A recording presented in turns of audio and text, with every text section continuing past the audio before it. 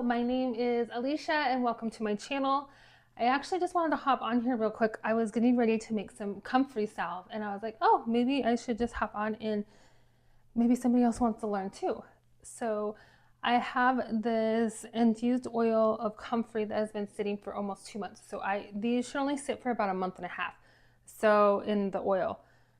So I need to use this before it goes bad or rancid. This is Comfrey that I grew in my garden. I didn't get a lot, so that's only why I have this tiny little bit here.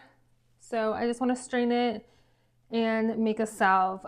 First of all, what is Comfrey? It's a plant that is known for its healing properties of healing bones, tissue.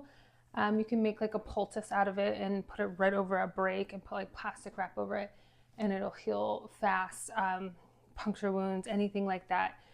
But if you use this on a wound, you're going to make sure you want to like clean it really well first because its healing properties are so strong that it can actually seal in an infection. Those that should not use Comfrey are those that are pregnant and also those with like liver issues. And it should not be ingested. It's only meant to use topically because it is toxic if you ingest it. So just keep that in mind. You can forage for this. Like I said, I had it in my garden, and also another thing too, in your garden you can use the leaves as to fix like the soil and your nitrogen too at the end of the season if you need that. So what I have for making this salve, I have some beeswax, I have some Comfrey oil that has been sitting for 2 months, and I have these little tins that I'm going to put them in. So most people will do this in a double broiler. I do not have a double broiler. So I am just going to be using the method of a heat safe bowl or cup or something. I'm using a measuring cup here over a pan. So what we're going to do is I do have to measure this out, this Comfrey out. I have a kitchen scale here. I have a kitchen scale, a mesh strainer that I'm going to use.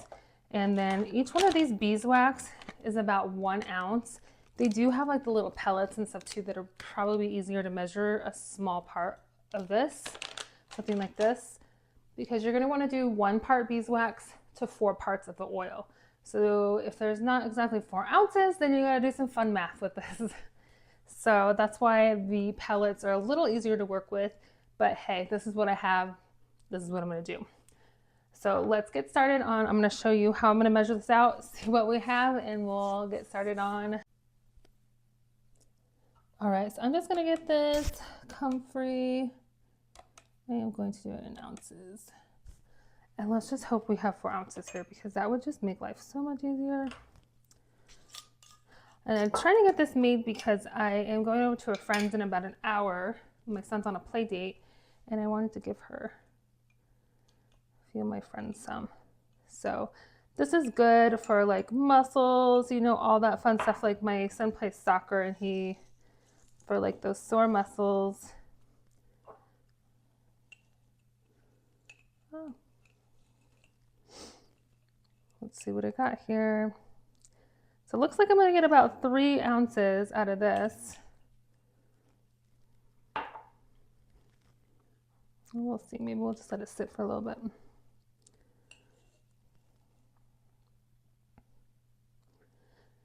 If I could get perfectly 4 ounces, I would be so happy.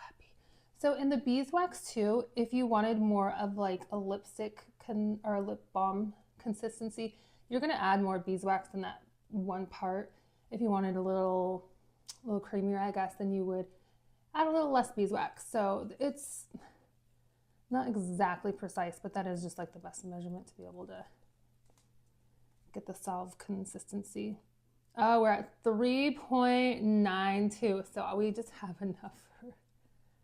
So lucky. I love it when everything works out. Alrighty. Kitchens are for making messes. Okay, so I'm gonna bring you over here.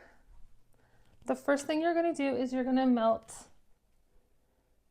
the beeswax. It is gonna take a little bit. And the reason why you use the double broiler is you don't want it to burn. So you just want it to slowly melt.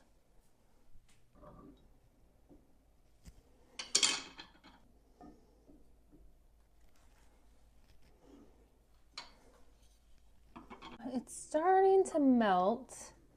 So I'm just gonna slowly let this melt, kind of give it a little stir every once in a while. So this should take a few minutes. And then once that's fully melted down, we'll add our oils and mix them together.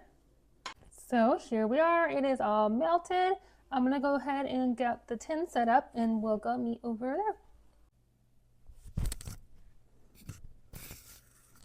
So while this is nice and hot and still melted, I am going to, with caution, obviously use a mitt and I'm going to pour it. Try not to make a mess, but you know how that goes. I'm hoping to make like 4. I might get 5. I just want to gift a few of these to also some other sports moms. Yay. Okay. No way. I might get one little mini one. I'll take it.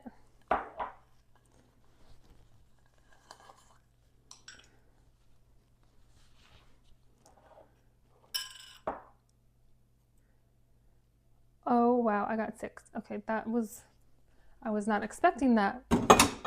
Nice little surprise. And then you're always going to label with the date. So I'm going to put those on. And then you're just going to let this cool and sit until it solidifies, and then you can put the lid on and tuck it away. My pen exploded on me. So this salve, or any salve, will usually last about 1 to 2 years in like a dark, cool place. Water is your enemy. It will make it go rancid and mold. So you're always just gonna wanna check for signs of molds, if the consistency feels off. Honestly, it doesn't last that long in our house, so I've never had one go bad, but just for reference. But I really hope you learned something and you have the confidence to make your own salves at home. It's so easy. And also, if you really enjoyed this video, please hit the like button and subscribe for other videos like this. And thank you for watching.